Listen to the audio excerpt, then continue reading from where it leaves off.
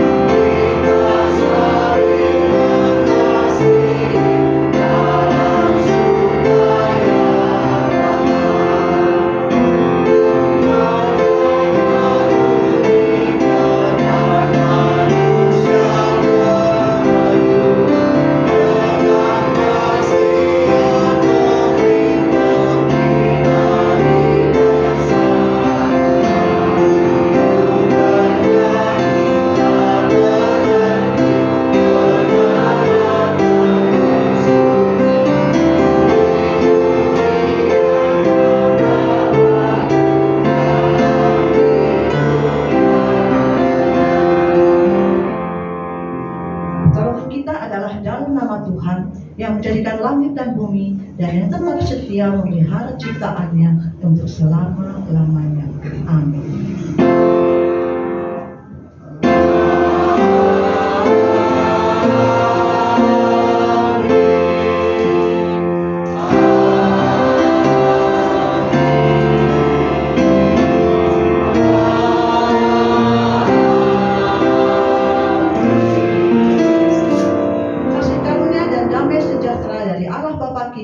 Dan dari Tuhan kita Yesus Kristus menyertai saudara sekalian. Tuhan besertamu. Dan besertamu juga. Silakan duduk. Nah, kita pada pagi hari ini diambil dari Roma 4 ayat 16 sampai dengan 17. Karena itulah kebenaran berdasarkan iman, supaya merupakan kasih karunia, sehingga janji itu berlaku bagi semua keturunan Abraham, bukan hanya bagi mereka yang hidup dari hukum Taurat, tetapi juga bagi mereka yang hidup dari imam Abraham, sebab Abraham adalah bapa kita semua. Seperti yang tertulis, Engkau telah ditetapkan menjadi bapa banyak bangsa di hadapan Allah yang kepadanya ia percaya, yaitu Allah yang menghidupkan orang mati dan yang menjadikan dengan firman-Nya apa yang tidak ada menjadi ada. Kita akan menaikkan kembali sebuah pujian.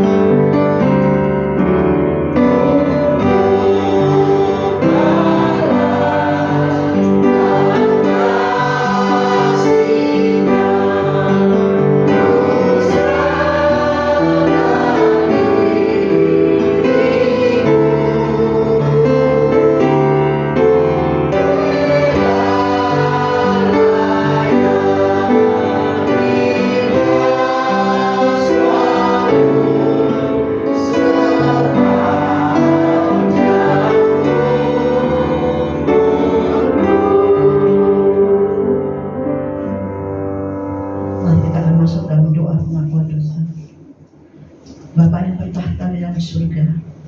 Pada pagi hari ini kami datang ke hadirat-Mu. Kami memohon ampun ya Bapa untuk pelanggaran yang telah kami perbuat, baik terhadap Engkau maupun terhadap sesama.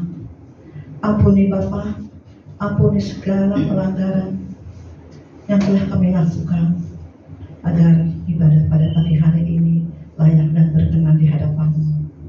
Inilah doa kami Bapa, hanya di dalam nama Tuhan kami Yesus kami sudah berdoa. Amin. Kami undang untuk bangkit berdiri.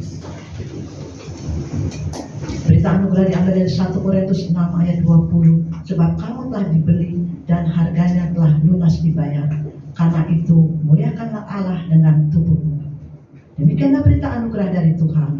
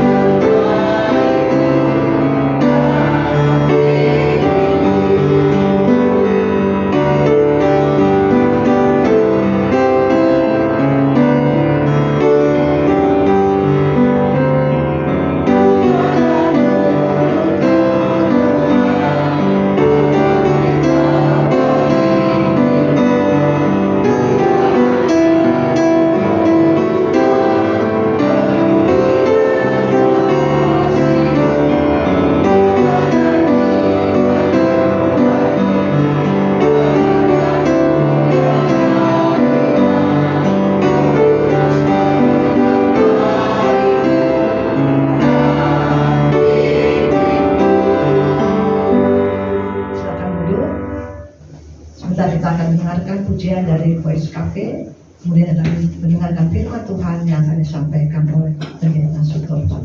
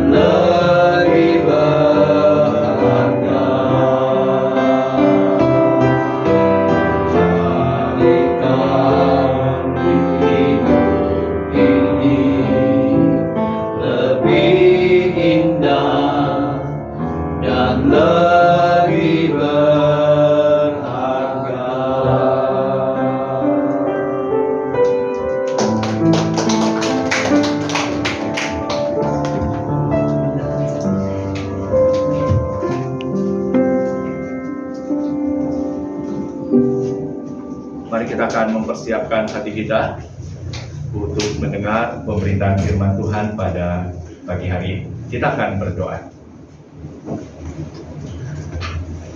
Kami menaikkan puji dan syukur kami ke hadapan-Mu Bapa Surgawi untuk segala kebaikan Tuhan yang telah kami alami sepanjang hidup kami. Hari ini kami bersyukur kami bisa bersama-sama kembali hadir di rumah Tuhan untuk beribadah. Terlebih lagi saat ini ketika kami mendapat kesempatan untuk bisa mendengar pemberitaan firman-Mu. Berbicaralah kepada kami Bapa, kami telah siap untuk mendengarkannya.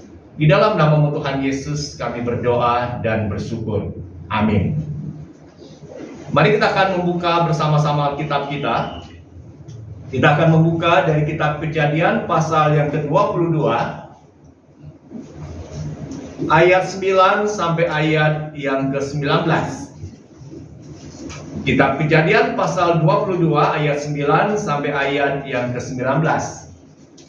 Kita akan membacanya secara bergantian. Saya akan membaca ayat yang bernomor ganjil, kemudian jemaat akan membaca ayat-ayat yang bernomor genapnya. Bergantian sampai ayat yang ke-19. Ayat yang ke-9. Sampailah mereka ke tempat yang dikatakan Allah kepadanya. Lalu Abraham mendirikan mezbah di situ, disusunnyalah kayu, diikatnya Ishak anaknya itu, dan diletakkannya di mezbah itu di atas kayu api. Sesudah itu Abraham mengulurkan tangannya, lalu mengambil untuk diberi anak. Tetapi berserulah malaikat Tuhan dari langit kepadanya, Abraham, Abraham. Sautnya, ya Tuhan. Lalu ia berfirman, jangan bunuh anak itu, dan jangan membawakan dia. Sebab aku tahu sekarang bahwa kau berkata-kata, dan kau berkata-kata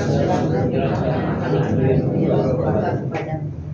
Lalu Abraham menoleh dan melihat seekor domba jantan di belakangnya, yang tanduknya tersangkut dalam belukan. Abraham mengambil domba itu, lalu mengorbankannya sebagai korban bakaran pengganti anaknya.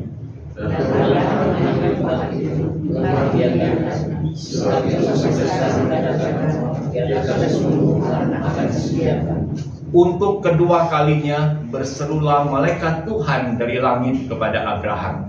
Katanya, aku bersumpah demi diriku sendiri, biarlah firman Tuhan, karena kau akan berbuat demikian, dan kau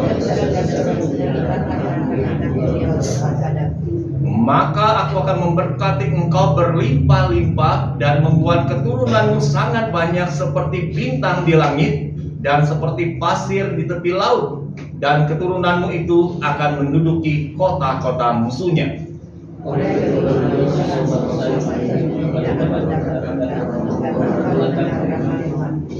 Kemudian kembalilah Abraham kepada kedua bujangnya, dan mereka bersama-sama berangkat ke Berseba, dan Abraham tinggal di Berseba. Demikianlah firman Tuhan yang berbahagia kita yang membaca, merenungkan, dan yang melakukan firman itu dalam hidup kita. Haleluya.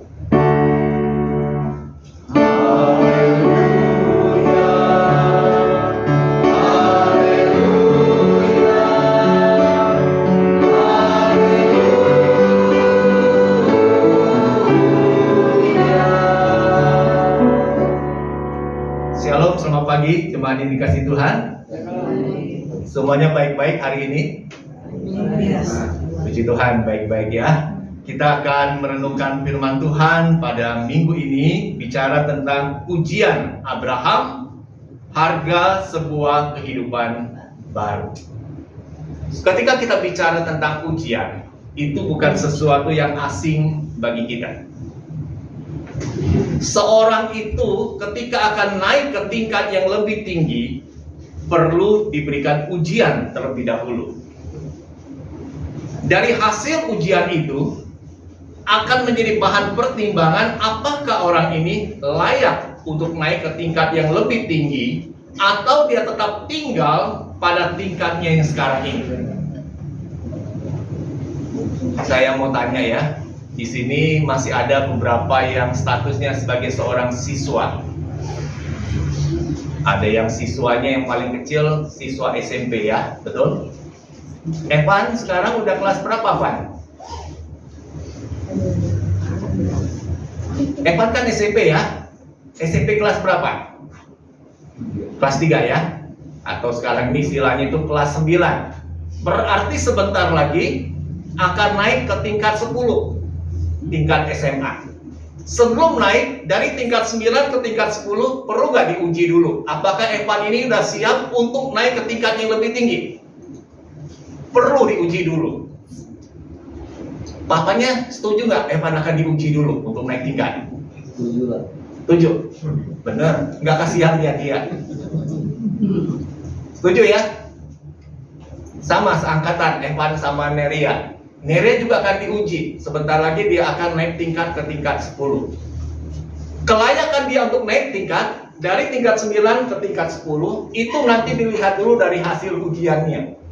Kalau misalnya ketika ujian, nilainya 5,5. Kira-kira layak nggak dia untuk naik tingkat?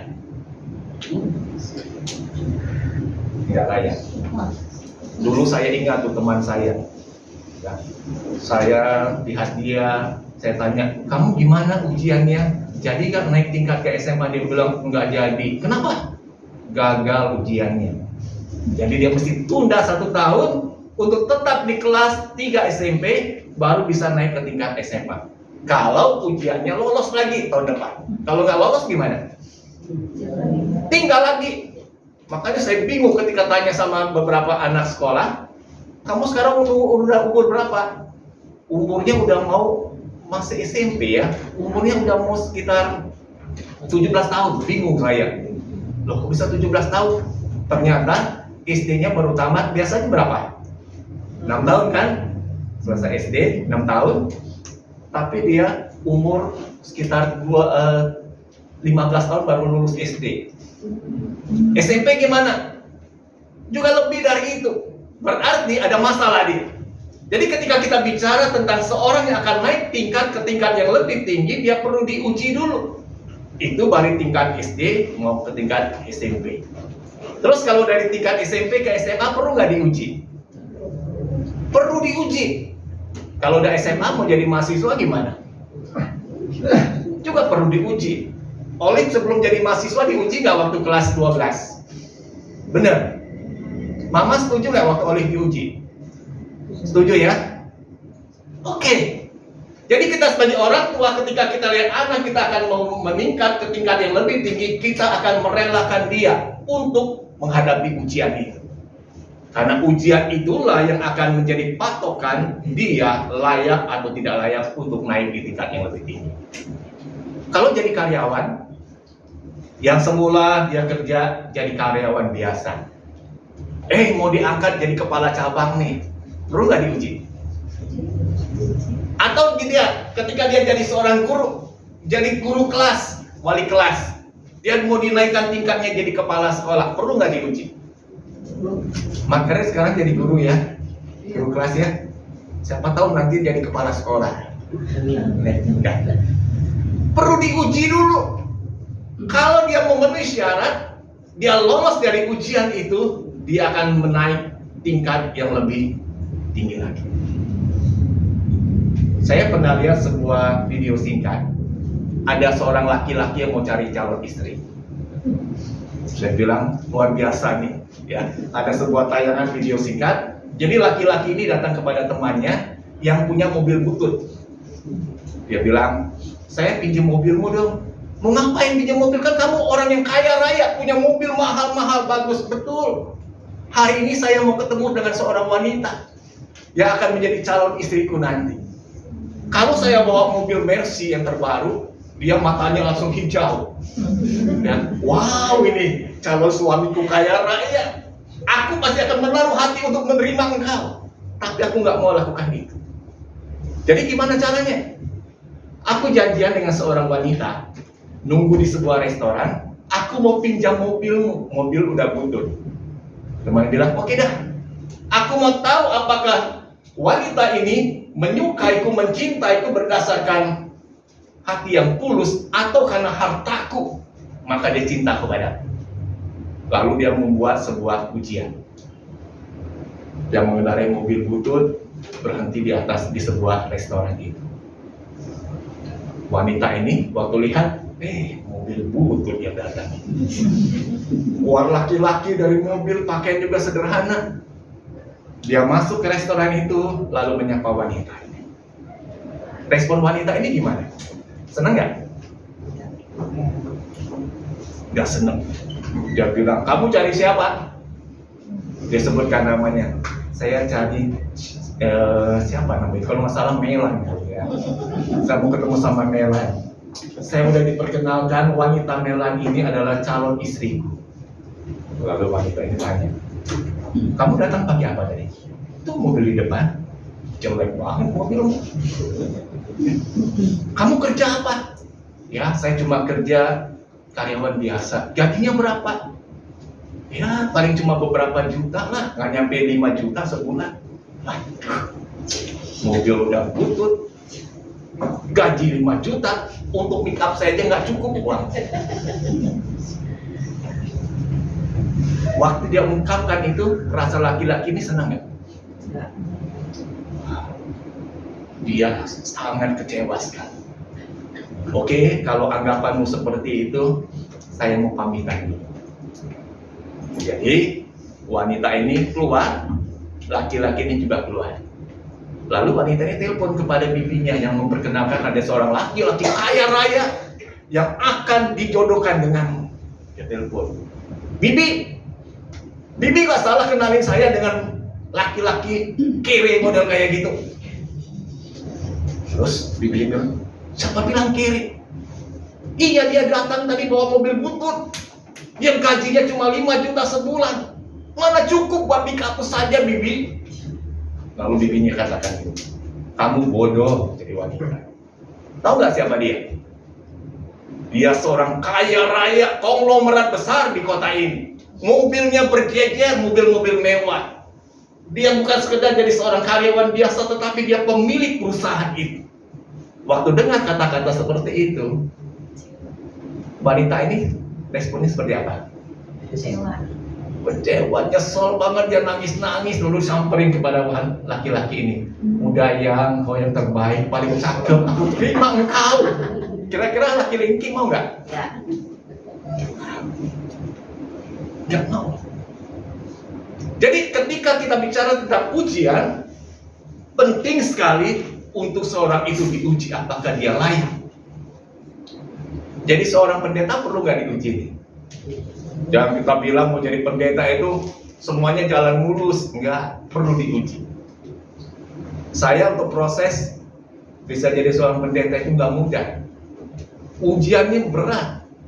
Dulu pernah saya sampaikan, salah satu ujiannya itu ada yang disebut bina kader 1, 2, dan 3 waktu itu. Yang paling berat itu bina kader 2. Dibawa pergi ke sebuah pulau. Pulaunya itu yang ada di Kepulauan Seribu, namanya Pulau Edam. Ya, di sana itu banyak sekali makam-makam keramat.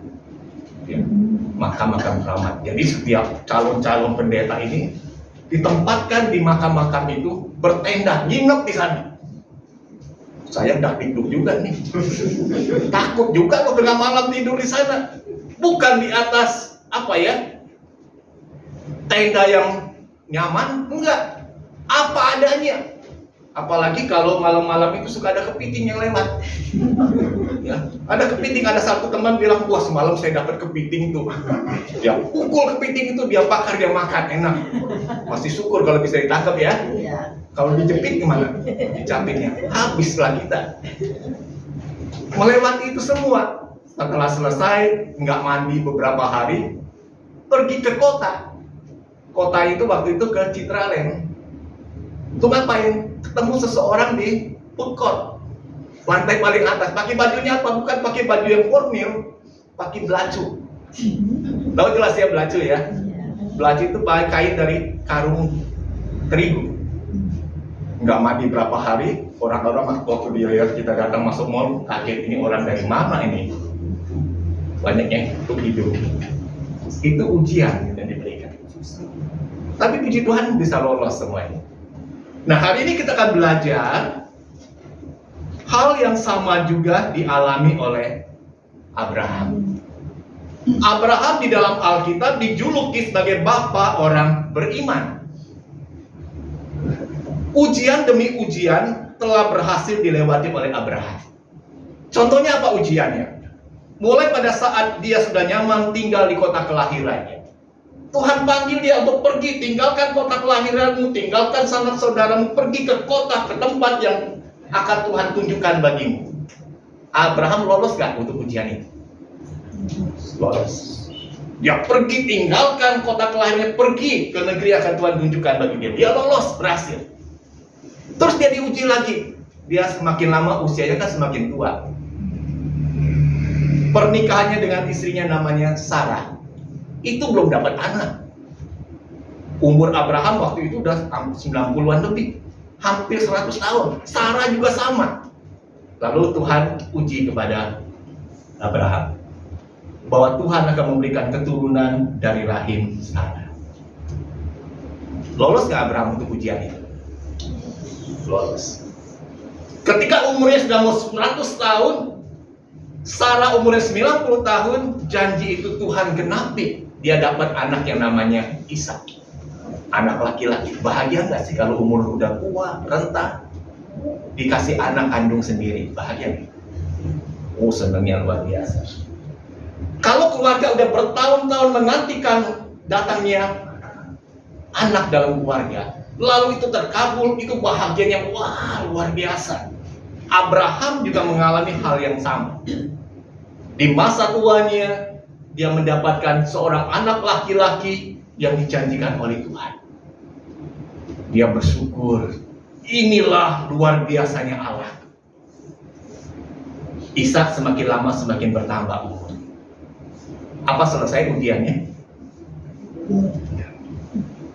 Ya, enggak selesai. Tuhan mau lihat apakah Abraham betul-betul beriman kepada Tuhan. Dia akan diberikan ujian sekali lagi oleh Tuhan. Ujiannya apa? Bukan lagi keluar dari negeri kelahirannya, bukan lagi dijanjikan keturunan, tetapi apa yang sudah dia miliki. Seorang anak laki-laki tunggal. Berat gak sih bagi seorang bapak? Anak yang dinanti-nantikan puluhan tahun. Sudah dibesarkan sedemikian rupa. Sudah berumur, kemungkinan besar Abraham bukan lagi anak-anak, anaknya Ishak ini, tapi sudah menginjak mulai dewasa. Suatu kali Tuhan berfirman kepada Abraham, Abraham, engkau pergilah ke tempat yang akan tunjukkan kepadamu, engkau bawa anak tunggalmu. Tuhan tahu gak Abraham itu punya anak tunggal dari rahim Sarah? Disebutkan anak tunggalmu yang namanya Ishak. Jelas ya namanya ya. Bukan anak yang lain, tapi anak tunggalmu namanya Ishak. Pergi untuk apa? Jalan-jalan. Pergi untuk kuliah ke luar negeri. Bukan. Pergi untuk apa? Korbankan. Arti dikorbankan itu diapain? Kalau gini dah ya, satu kali saya bilang ke Bang Garet, saya mau Mike dikirim ke Amerika Serikat untuk kuliah. Seneng nggak Bang Garet? Senang. Oh, senang sekali ya. Disekolahkan di luar negeri. Wah, senang. Tapi kalau misalnya gini, Mike kirim ke Papua, sedih nggak Bang Garet? Jadi apa, Pak? Jadi apa? Untuk perang di sana. Wah, tersentak betul ya. Kalau jelas dia akan pergi ke sebuah kota, ke tempat yang membuat masa depannya lebih cerah, wah kita begitu senang. Tapi kalau dia dikirim ke tempat itu hanya untuk mempertaruhkan nyawa, mati di sana, wah. Dan Tuhan berfirman kepada Abraham, Abraham, ambillah anak tunggalmu Ishak itu, pergi ke tempat yang aku tunjukkan padamu, dan kau persembahkan dia sebagai korban bakaran bagi Tuhan. Wah, kalau jadi korban bakaran berarti Ishak akan mati. Saya pernah dengar sebuah khotbah yang disampaikan oleh seorang pendeta menceritakan tentang peristiwa ini. Abraham itu kan gak sendirian membesarkan Ishak ya, betul ya? Dia masih ada istri namanya Sarah. Bergumul nggak untuk bisa mendapatkan Ishak? Bergumul panjang. Abraham sudah mendengar firman Tuhan. Ambil anakmu yang tunggalnya namanya Ishak, korbankan dia sebagai korban bakaran. Si Sarah ini kira-kira setuju nggak sih? Berat nggak untuk cerita nih? Misalnya gini, Abraham kan udah oke ya, aku akan pergi mentaati perintah Tuhan. Untuk pamitan dengan Sarah, mudah nggak kira-kira? Gak mudah loh. Mungkin Abraham bilang, Sarah, besok aku akan pergi dengan anak tunggal kita, pergi yang bernama Ishak itu, mau pergi ke tempat yang akan Tuhan tunjukkan. Mungkin Sarah tanya, mau pergi kemana? Mau ngapain? Tuhan semalam berfirman padaku, ambil anak tunggal kita ini, Ishak, jadikan korban bakaran di tempat itu. Sarah bisa terima.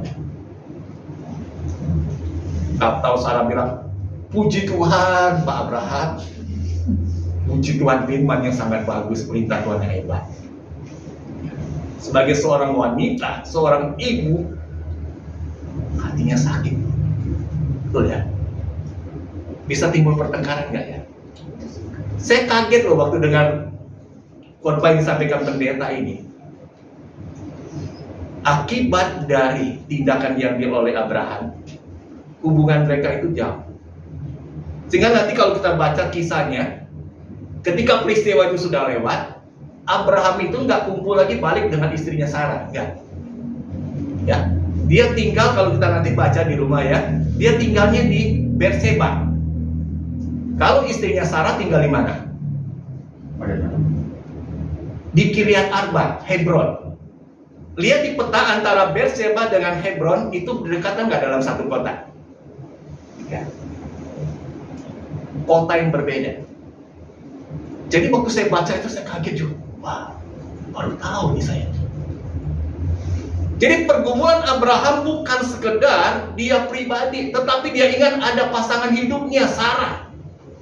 Untuk dia taat terhadap perintah Tuhan itu bukanlah perkara yang mudah. Dia bergumul dan itu ujian yang terberat bagi dia. Tetapi yang luar biasa dikatakan kalau kita baca di dalam pembacaan Alkitab hari ini, Abraham itu seorang yang beriman teguh, taat kepada Tuhan. Dari pengalaman-pengalaman kehidupan yang telah dia alami bersama dengan Tuhan, dia tahu pada akhirnya satu hal yang indah Tuhan akan nyatakan. Sehingga waktu dia akan meninggalkan bujangnya, pernyataan imannya dia katakan, kami akan kembali lagi bertemu dengan kamu. Itu berarti ungkapan iman. Nah sekarang coba kita perhatikan pembacaan mulai dari ayat ke-9 tadi. Jadi mereka bersama-sama pergi menuju ke tempat yang telah Tuhan akan tunjukkan bagi mereka. Kalau saya tanya kepada Bapak Ibu yang pernah mendengar kisah ini, Ishak pada waktu dibawa untuk dikorbankan sebagai korban bakaran, dia masih kecil atau udah dewasa? Ayo, siapa di sini yang anggap Ishak itu masih kecil? Imut-imut dah, umurnya semacam si Miki lah, di bawah 12 tahun misalnya. Siapa yang memiliki pemahaman Ishak itu masih kecil? Ada? Masih umur 7 tahun, 8 tahun seperti itu. Jadi kalau umur Ishak kira-kira berapa? Belasan, puluhan. Kemungkinan ada 20-an tahun. Kemungkinan udah dewasa dia. Ya, dari mana kita bisa tahu? Nanti ketika mereka pergi, mereka itu kan pergi bawa perlengkapan untuk mempersembahkan korban ya kepada Tuhan. Ada kayu bakar, ada pisau dan lain-lain. Pertama pergi itu kan dengan bujangnya, hambanya mengiringi. Lalu kan stop. Tinggalnya akan meneruskan perjalanan menuju tempat yang dituju itu yaitu Gunung Moria ya. Tinggal berapa orang yang pergi berjalan itu? 2 orang, siapa? Abraham sama Ishak. Terus kan ada barang-barang yang dibawa. Salah satu aja adalah tumpukan kayu bakar. Kira-kira kayu bakarnya berapa banyak sih? Cuma 1 potong. Enggak, namanya mau bawa korban bakaran, betul kan ya? Pasti banyak, seikat penuh. Yang mikulnya siapa? Apa Ishak yang masih ingusan 7 tahun suruh mikul? Jadi waktu saya coba membaca, mendengar kembali paparan dari seorang hamba Tuhan, dikatakan Ishak itu bukan lagi umur anak-anak, dewasa. Nah, coba kita lihat di ayat yang ke-9. Jadi mereka sama-sama berjalan, lalu sampai di tempat yang dikatakan oleh Allah kepadanya. Pada waktu mereka sampai di tempat itu, apa yang dilakukan oleh Abraham? Yang pertama itu dikatakan belum ikat dulu. Dia belum ikat dulu si Ishak ini. Pertama apa yang dia lakukan? Ayat 9 dikatakan ya, Abraham mendirikan mezbah di situ. Ishak waktu lihat, wah, tenang-tenang aja dia. Ketika dia sudah mendirikan mezbah, apalagi yang dilakukan? Disusun yang kayu. Untuk apa disusun kayu? Pernah lihat orang yang menyalakan api unggun? Susun dulu kan ya? Tubuh-tubuh seperti itu. Jadi Abraham dia mendirikan mezbah, dia susun kayu untuk nanti jadi apa? Tempat untuk pembakaran. Terus setelah dia susun kayu, apa dilakukan? Diikatnya Ishak. Nah, sekarang coba kita lihat pribadi Ishak ini. Dia bukan anak-anak lagi. Kalau Margaret pernah ikat Mike nggak? Umur berapa Mike waktu pernah diikat oleh Margaret misalnya? Baik, Pak. Waktu bayi ya, waktu bayi. Kalau sekarang udah mau, sekarang kan SD ya? SMP. Udah SMP ya. Sekarang kalau Mike mau diikat oleh mama, diam aja tuh berontak Mike. Diam aja tuh berontak nih. Nanti di rumah bisa dicoba ya. Ya, dicoba nanti Margaret bisa cerita. Gimana respon dari Mike waktu mau diikat? Berontak ya. Kalau dia diam, nurut, waktu kita ikat dia berarti dia pun mempercayai kita sebagai orang tua. Jadi Ishak dikatakan diikat oleh Abraham. Kenapa Ishak mau lakukan itu? Dia tunduk kepada apa yang dilakukan oleh Abraham, orang tuanya. Karena dia tahu yang dilakukan oleh Abraham adalah sebuah bentuk ketaatan. Dia sebagai seorang anak, dia mau taat. Karena apa? Karena yang menyuruh Abraham untuk melakukan itu bukan manusia, tetapi Tuhan sendiri. Dia taat. Dia relakan dirinya untuk diikat. Stop sampai di sana nggak? Nggak kan? Ketika Ishak sudah diikat, betul. Ishak ini diangkat, dinaikkan di atas mezbah itu. Setelah itu, dia ambil pisau. Untuk apa pisaunya? Belah kayu, menyembelih anak Ishak. Wah, saya coba membayangkan kejadian itu. Sampai pada satu titik dia melakukan tindakan untuk membunuh, menyembelih anak kandungnya sendiri. Berarti ketaatan dia kepada Tuhan itu, dia lolos. Apakah Tuhan membiarkan yang dilakukan oleh Abraham untuk membunuh anaknya? Sampai pada titik itu, inilah keberhasilan Abraham dari ujian yang Tuhan berikan bagi dia. Sehingga pada waktu dia akan menyembelih anaknya, Ishak, di ayat 11 disebutkan, berserulah malaikat Tuhan dari langit kepadanya. Jadi istilah dipakai, kalau kita lihat itu tulisan di dalam Alkitab itu adalah malaikat Tuhan. M-nya M besar. Ya, M-nya M besar, T-nya T besar. Bukan malaikat biasa. Di Alkitab seringkali sosok pribadi malaikat Tuhan dengan huruf M besar ini dituliskan. Berarti itu mengacu pada siapa? Pada diri Allah sendiri. Ya, kita kenal di dalam istilah sekarang ini teofani. Ya, penampakan diri Allah dalam wujud yang dilihat. Dan bersyukur kita di perjanjian baru, pribadi Allah yang dilihat itu telah berinkarnasi menjadi manusia dalam diri Yesus Kristus yang telah mati bangkit untuk menebus kita. Jadi dikatakan berserulah malaikat Tuhan dari langit. Apa yang diserukan oleh malaikat ini? Dia berseru memanggil nama Abraham. Abraham, Abraham. Jadi jelas pribadi siapa yang disebutkan ini dipanggil oleh malaikat Tuhan ini, yaitu Abraham. Apa yang dikatakan oleh malaikat ini? Jadi waktu dia disebutkan namanya Abraham, Abraham memberikan respon, iya Tuhan. Berarti malaikat yang berseru ini siapa ini?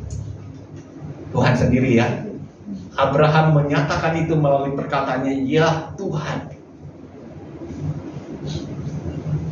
Lalu berfirmanlah Tuhan kepada Abraham, jangan bunuh anak itu.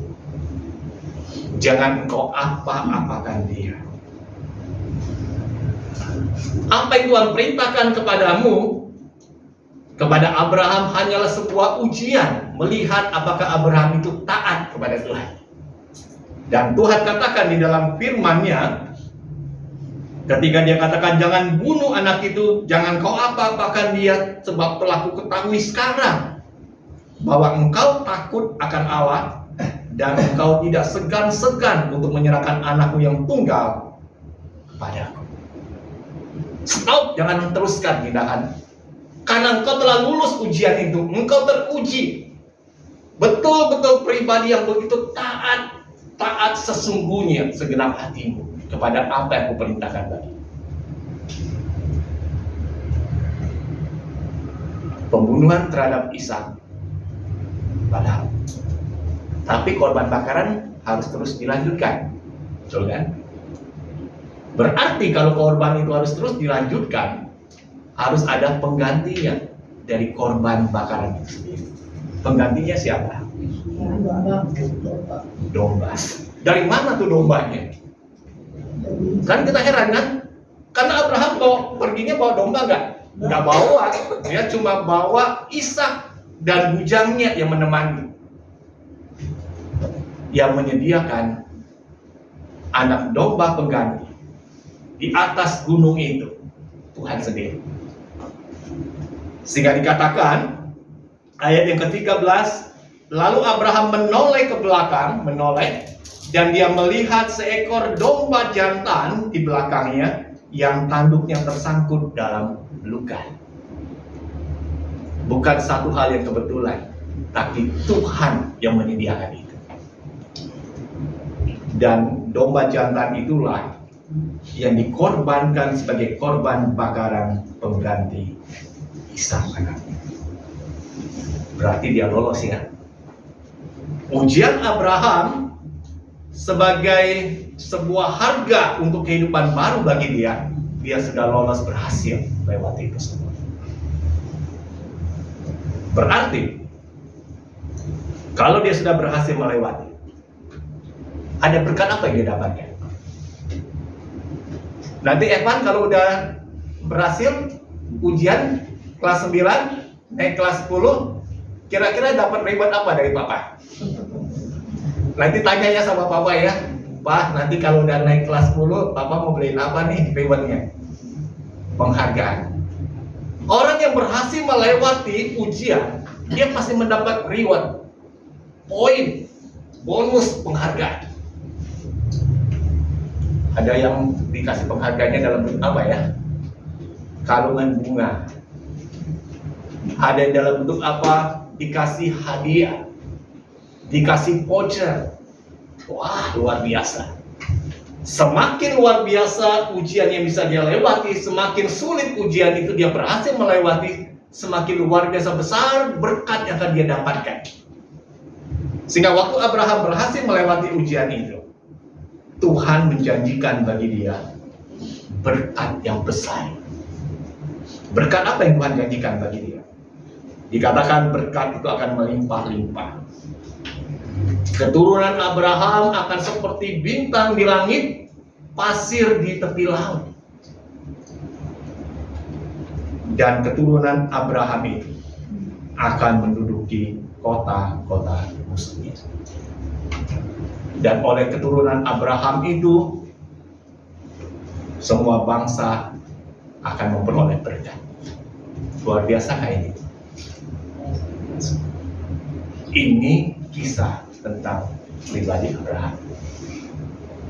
Terus bagaimana ketika kita mengaplikasikan dalam hidup kita sebagai umat Tuhan zaman sekarang ini? Setiap kita dalam kita menjalani hidup, seringkali Tuhan izinkan kita itu melewati yang namanya ujian demi ujian. Berapa kali sih ujian yang sudah kita ikuti? Siapa di sini yang baru selesai SMP ini ya, sekolah ya? Oh, Olive aja ya. Olive, sekarang udah tingkat berapa Olive? Kuliahnya? Semester 2 ya? Oke. Olive udah ikut ujian berapa kali? Sampai jadi mahasiswa semester 2 sekarang? Nggak ngitung ya? Benar nggak ngitung ya?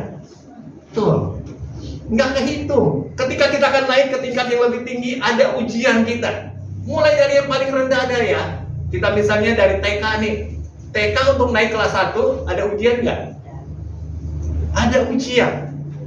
Dari kelas 1 naik kelas 2. Ada ujian, terus naik lebih tinggi sampai jadi mahasiswa. Wah, kalau dihitung itu banyak banget, nggak terhitung. Ya itulah yang harus kita hadapi ketika kita menjalani hidup. Kita akan menemui namanya ujian demi ujian.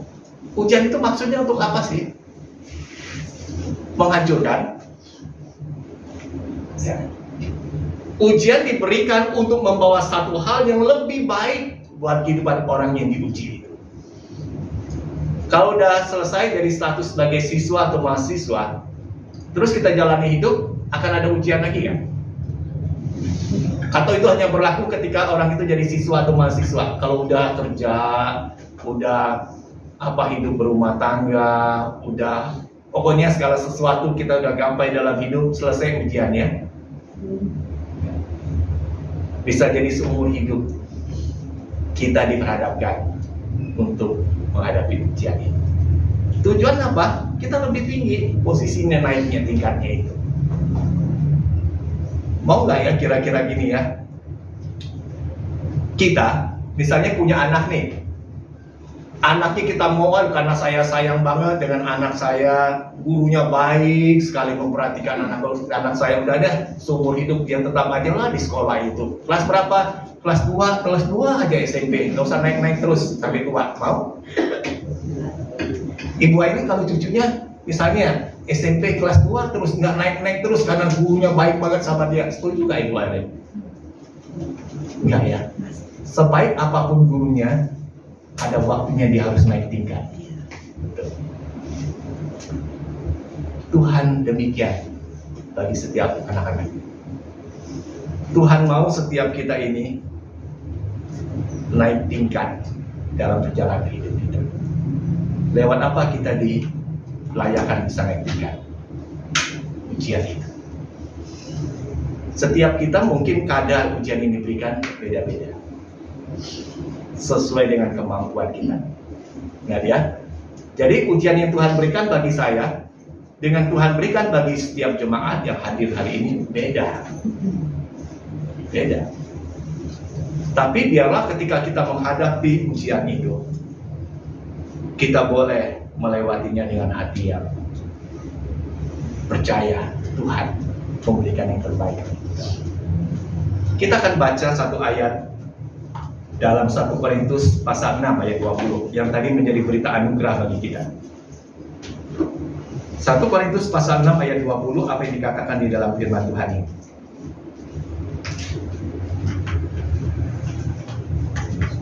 Untuk setiap kita yang telah mengaku percaya kepada Tuhan Yesus,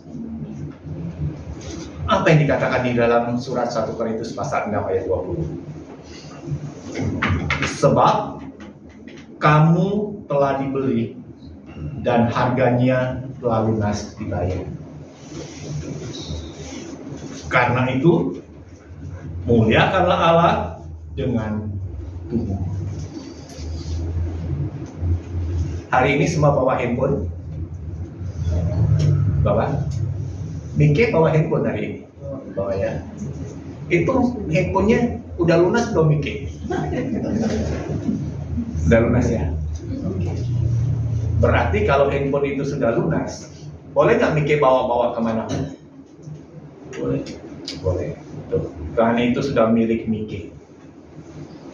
Kalau masih kredit, nggak boleh sembarangan kita pakai. Ya. Tapi karena udah lunas, itu menjadi milik kita. Yang lunasinya siapa, Mike? Yang lunasin handphone Mike siapa? Yang lunasin siapa, Mike? Papa ya? Oke. Papa yang lunasin, betul ya?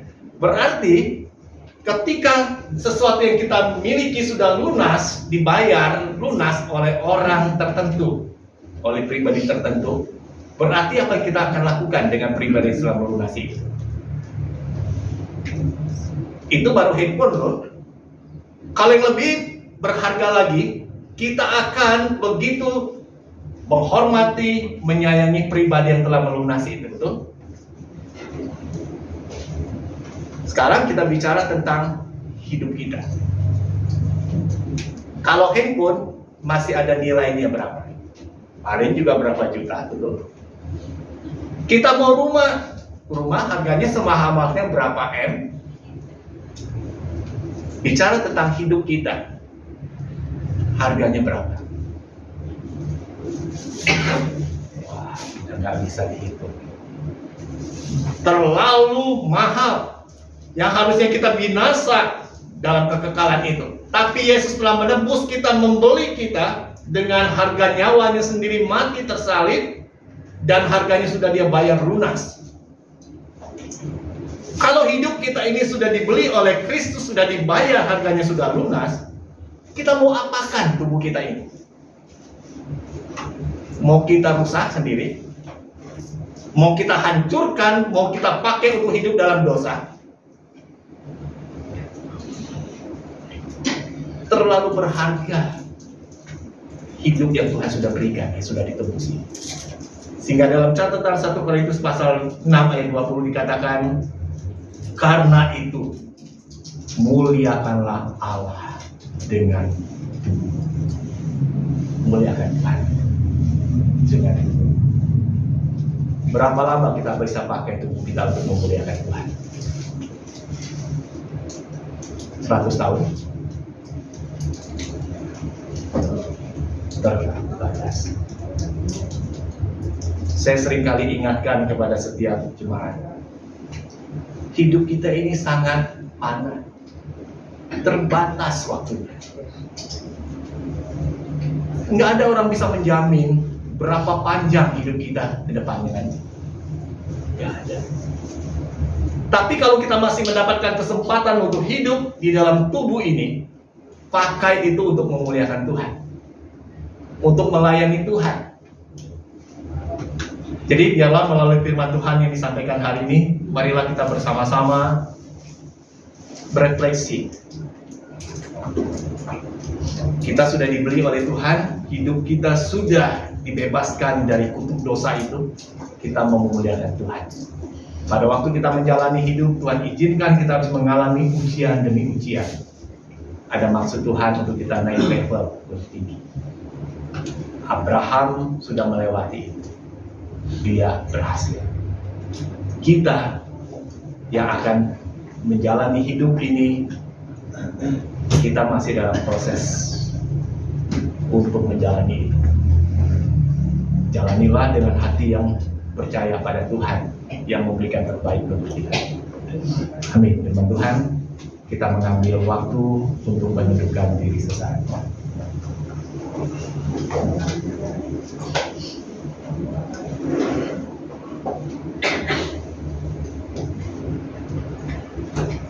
Tuhan, terima kasih kami boleh mendengar kembali firman-Mu pada pagi hari ini. Dari kisah seorang tokoh yang dikenal sebagai bapak orang beriman, tokoh Abraham. Ketika dia diuji, apakah dia mengasihi Tuhan dengan sungguh taat kepada firman Tuhan lebih dari apa yang dia miliki, dan dia lolos dari ujian itu. Tuhan, kami pun dalam hidup ini seringkali menganggap hal-hal yang kami punya lebih berharga dari Tuhan itu sendiri, sehingga seringkali kami lalai. Kami mengesampingkan Tuhan hanya untuk kesenangan pribadi kami. Tapi hari ini kami boleh belajar dari kisah Abraham ini. Dia taat.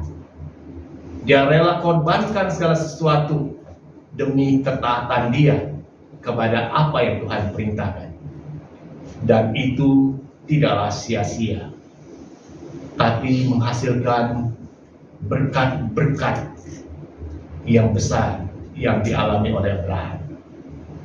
Tuhan, saat ini kami berdoa bagi setiap kami yang hadir dalam ibadah, kami yang membawa pergumulan hidup kami saat ini. Tuhan yang kiranya menolong kami, meneguhkan kembali iman percaya kami kepada Engkau, sehingga waktu kami harus mengalami ujian itu, kami bisa melewatinya dan kami dinyatakan sebagai pemenang di dalamnya. Kami berdoa secara khusus pada saat ini Bapa untuk Lausemega yang harus mendampingi suami yang dia kasihi. Dia bergumul sedemikian rupa untuk suaminya, Bapak Paicesi, untuk dia boleh percaya menerima Kristus sebagai Tuhan dan Juru Selamat. Biarlah Engkau yang bekerja, khususnya ketika saat ini tubuhnya lemah. Dia harus menjalani masa istirahat karena cedera, patah tulang yang dia alami. Biarlah di dalam masa-masa dia harus beristirahat ini, dia boleh membuka hati untuk percaya kepada Tuhan Yesus. Engkau juga beranugerah untuk memulihkan dia. Teguhkan dan kuatkan pengharapan dari Lausemega untuk dia tetap berpengharapan bahwa Tuhan yang sanggup untuk melakukan hal yang besar buat suami yang dia kasihi. Kami juga serahkan beberapa jemaat yang juga dalam masa-masa pemulihan buat kesehatannya. Tuhan kiranya juga akan beranugerah untuk menjamah, memulihkan apa yang menjadi kelemahan tubuh dari setiap jemaat Tuhan, sehingga mereka juga boleh mengalami pemulihan itu. Kami juga berdoa saat ini Bapa untuk persiapan kami ketika kami akan melaksanakan retreat keluarga di bulan Juni mendatang. Tuhan kiranya juga akan memberkati dalam persiapan dan juga pelaksananya nanti. Melalui retreat ini kami boleh disegarkan kembali, dan kami juga boleh mengalami pemulihan di dalam kehidupan kami bergereja. Kami juga mau menyerahkannya Tuhan untuk program di dalam Prosata yang sudah kami susun, dalam waktu dekat akan kami jalankan. Biarlah Tuhan juga akan pimpin dalam segala persiapan kami dan juga pelaksanaannya, sehingga apa yang kami akan lakukan itu boleh menjadi berkat bagi saudara-saudara kami yang akan kami layani. Berkati kepengurusan yang ada yang telah dilantik, biarlah kami boleh melakukan tugas panggilan kami, dan itu mendatangkan kebaikan dan mendatangkan berkat bagi jemaat Tuhan. Kami juga mendoakan secara khusus buat bangsa dan negara kami Indonesia. Di tengah segala kondisi yang tidak nyaman yang kami hadapi sekarang ini, khususnya ketika kami akan menantikan keputusan dari Mahkamah Konstitusi untuk sengketa pemilu, biarlah Tuhan yang kiranya menolong. Apa yang mendatangkan kebaikan bagi bangsa ini, itulah yang akan menjadi keputusan yang akan disampaikan nanti. Kami juga serahkan kondisi secara global yang sekarang ini pun terjadi peperangan di beberapa daerah. Tuhan, biarlah apa yang menjadi dampak daripada peperangan itu tidak berimbas yang lebih besar dalam kehidupan kami, khususnya kami yang ada di Indonesia ini. Berikan hikmat kepada para pemimpin bangsa kami ketika akan mengambil kebijakan untuk mengantisipasi dampak dari kondisi yang terjadi di tengah dunia ini. Terima kasih Bapak, ini doa kami. Di dalam nama Tuhan Yesus kami panjatkan dan kami akan menyempurnakan syafaat ini dengan doa yang Yesus telah ajarkan bagi kami. Bapa kami yang di surga, dikuduskanlah namamu, datanglah kerajaanmu, jadilah kehendak-Mu di bumi seperti di surga. Berikanlah kami pada hari ini makanan kami yang secukupnya, dan ampunilah kami akan kesalahan kami, seperti kami juga mengampuni orang yang bersalah kepada kami. Dan janganlah membawa kami ke dalam pencobaan, tetapi lepaskanlah kami daripada yang jahat. Karena Engkau yang punya kerajaan dan kuasa dan kemuliaan sampai selama-lamanya. Amin.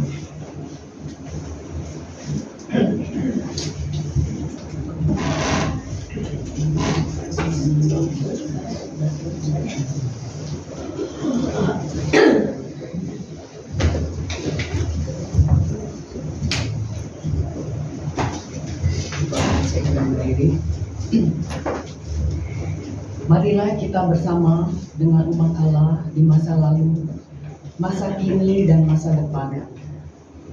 Menerima pengakuan pada baptisan kita, mengingat pengakuan pada baptisan kita, menurut pengakuan iman rasuli. Aku percaya kepada Allah, Bapa yang Maha Kuasa, Khalik langit dan bumi, dan kepada Yesus Kristus, Anaknya yang tunggal Tuhan kita, yang dikandung daripada Roh Kudus, lahir dari anak darah Maria, yang menderita sengsara di bawah pemerintahan Pontius Pilatus, disalibkan, mati, dan dikuburkan, turun ke dalam kerajaan maut, pada hari yang ketiga bangkit pula dari antara orang mati, naik ke surga, duduk di sebelah kanan Allah, Bapa yang Maha Kuasa, dan dari sana Ia akan datang untuk menghadiri orang yang hidup dan yang mati. Aku percaya kepada Roh Kudus, gereja yang kudus dan am, persekutuan orang kudus, pengampunan dosa, kebangkitan orang mati, dan hidup yang kekal. Amin. Silakan.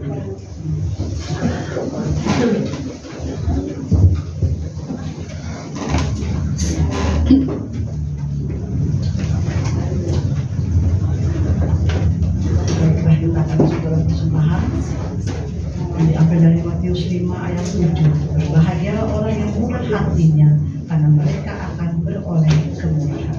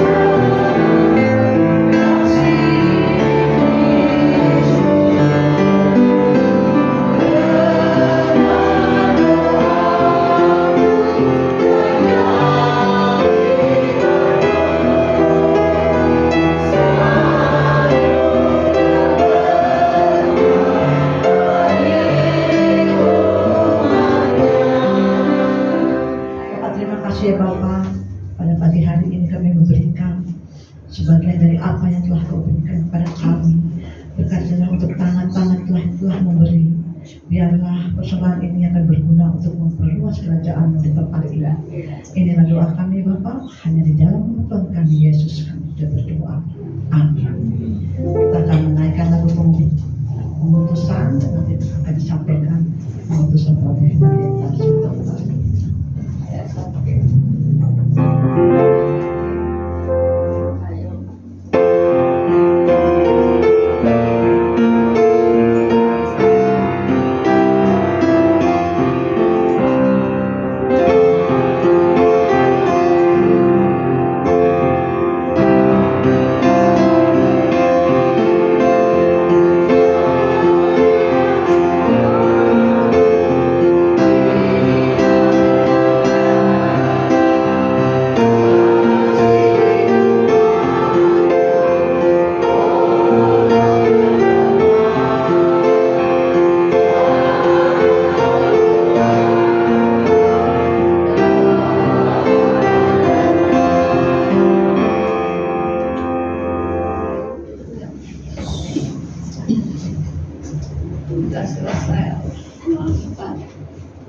Jemaat yang dikasihi oleh Tuhan Yesus Kristus, arahkanlah hatimu kepada Tuhan. Kami menahan kami kepada Tuhan.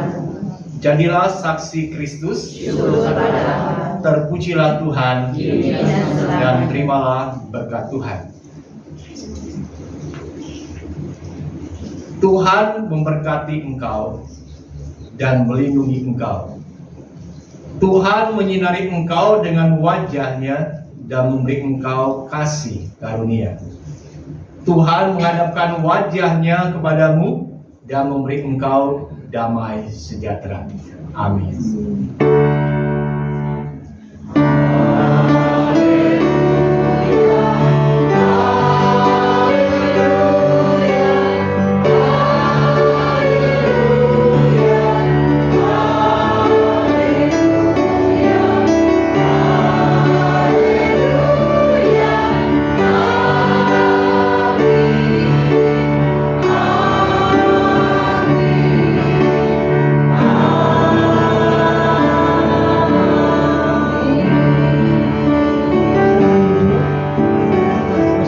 Tuhan Yesus memberkati kita semua.